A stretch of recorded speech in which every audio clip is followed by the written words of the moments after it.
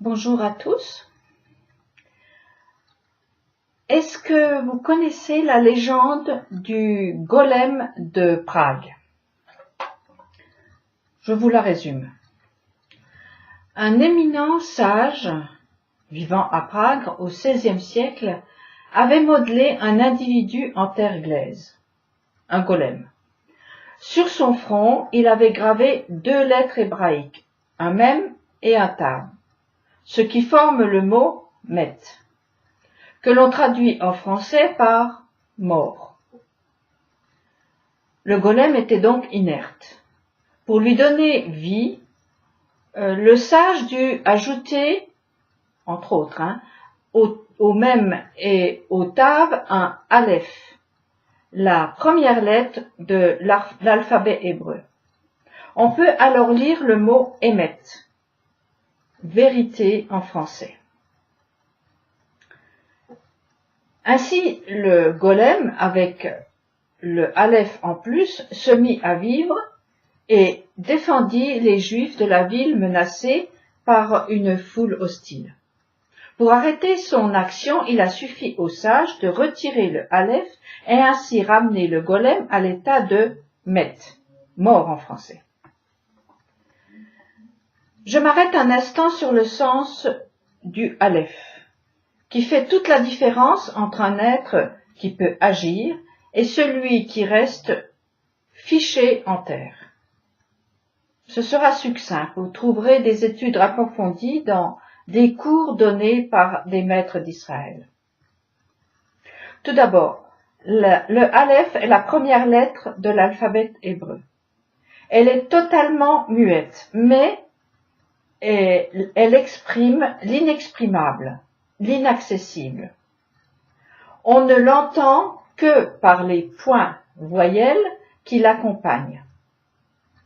Ainsi, elle se prononce et dans émet, a dans Adam, i dans ish, etc. Mais elle est bien présente. On la voit, elle est dessinée. Et sa modestie, sa transparence, en a fait le symbole de la perfection à rechercher avec toute la sincérité dont chacun est capable. Que nous apprend l'histoire du golem? En ajoutant la valeur divine portée par la première lettre hébraïque, le aleph, la chose faite de glaise devient vivante et va vers son perfectionnement par un affinage de soie. Cela me fait penser à la formation de la dent à partir d'un peu de glaise rouge détachée du sol dans laquelle fut soufflé un souffle divin et la chose devint une âme vivante appelée Adam. Un aleph a été ajouté à dam qui se traduit par sang. À l'image du golem, enlevez le aleph du mot Adam, il reste dam, le sang. Sans le aleph qui représente le Dieu un, l'homme chute dans le règne animal. Il ne domine plus. Il est soumis à la loi de la jungle. C'est ce qui est arrivé aux fils de Noé lorsqu'ils ont construit une tour faite de briques rouges, comme le sang, image d'une société sans souffle divin, et qu'ils l'ont adorée. Les hommes qui la construisaient et l'habitaient n'avaient plus d'existence.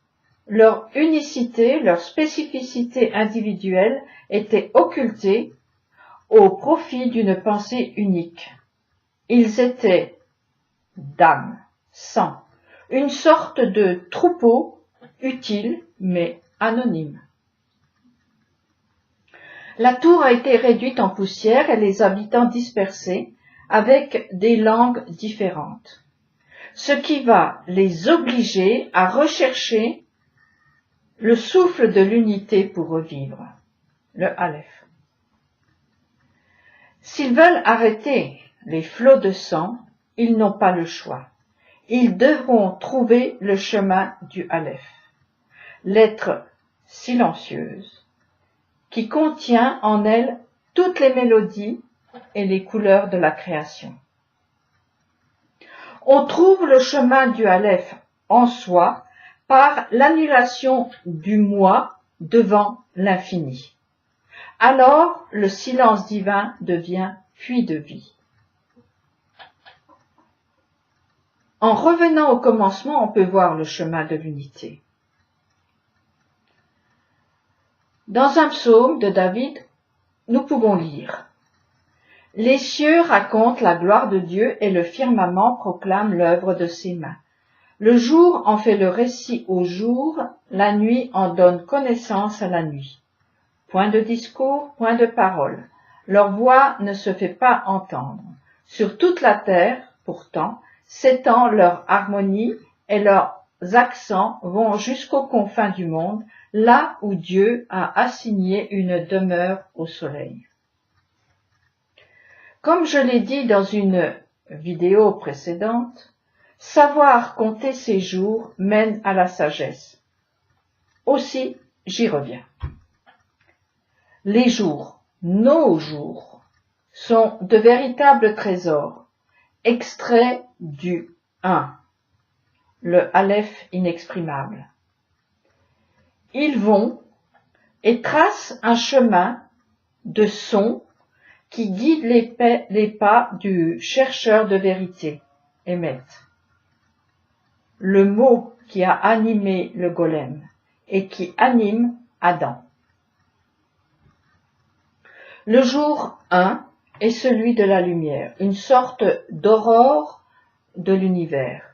Le jour 1 est le modèle sur lequel seront construits les suivants, avec pour chacun d'eux leur dévoilement particulier. Le jour 1 semble engendrer un deuxième, un troisième, un quatrième, un cinquième, un sixième, puis le septième jour, qui est celui où Dieu mit fin à l'œuvre faite par lui. Jour qu'il mit à part des autres, comme le seront les enfants de Jacob. Un jour. Le septième jour mis à part des autres, est-il dit, est un jour béni, donc capable de se reproduire, d'engendrer une nouvelle aurore. Un jour 1. Le septième jour, appelé Shabbat, est la matrice de l'étincelle divine qui fait de d'âme un Adam. Un chemin de vie se trace sous nos pas d'étape en étape. La mélodie des jours qui défilent raconte la gloire du Créateur et celle de la créature qui est Emet, vérité. Le septième jour est le relais où l'équipage, Adam et ses jours, espace et temps, se ressource en y puisant un Aleph, avant de reprendre la tâche qui leur est assignée, se construire un chemin qui sait où il va. Sans le septième jour, qui redonne une impulsion de vie, les 6 premiers jours sont comme une roue qui tourne à vide. Reliée à rien, elle brasse du vent. Le septième jour vient briser le cercle des 6 jours pour qu'il s'élève d'une marche et ne s'épuise pas dans un éternel recommencement qui n'engendre rien. La ronde des 6 jours seule est celle du golem à qui est retiré le côté divin. Ou bien elle est la danse infernale de la masse anonyme des constructeurs de la tour de briques cuite, qui se voulaient et veulent toujours être le chemin entre le ciel et la terre. La légende dit que pour arrêter l'action du golem, il suffisait d'effacer le aleph de son front, ce qui écrit Met, mort. Il est facile de comprendre le plan de l'ennemi juré de l'Adam. Effacer le aleph de son nom pour ne laisser que dam, sang, le rouge, gorgé de fer.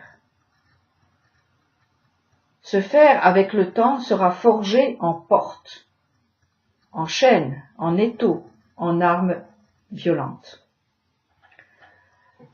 Pour vivre vraiment, en plus des nécessités matérielles, l'homme, avec un grand H, a besoin du 7e jour, de son silence, de l'unité de la vie dans le sang qui est Aleph lié à Dam. Sans lui, c'est la vie animale qui coule dans nos veines, et pas n'importe quel animal. L'animal à sang froid, qui a besoin de chaleur extérieure pour commencer à bouger. Pour combler ce besoin, l'animal à sang froid, que nous portons tous en nous, vole les braises rougeoyantes du aleph qui lui manque. Où trouve-t-il ce feu? Dans Adam, notre avenir. L'ennemi du Adam va prendre ce feu et le laisser comme mort spirituellement. Tout le travail de chacun va être de lutter contre cet esprit, comme Jacob l'a fait. Vainqueur, il est devenu Ish-Ra-El, l'homme, avec un Aleph au début de son nouveau nom.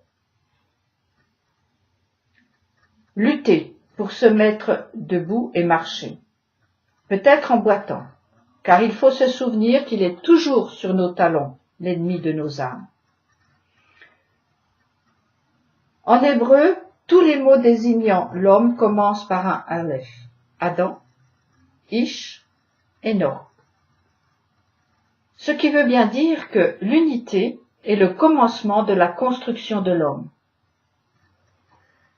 Il est directement lié au nom divin Anoki, moi-même, unité que le maître du monde a utilisée pour se présenter.